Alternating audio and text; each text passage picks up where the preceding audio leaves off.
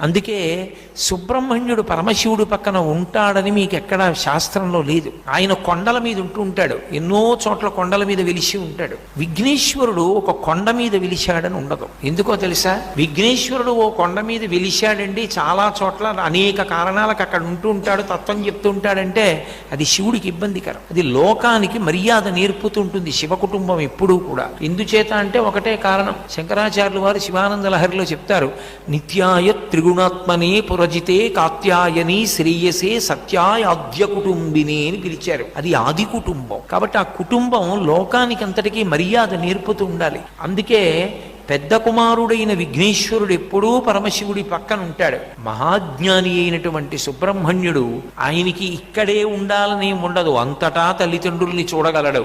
అందుకే ఆయన లోకానుగ్రహం చెయ్యడం కోసమని వివిధ పర్వత శిఖరముల మీద వెలిసి ఉంటాడు.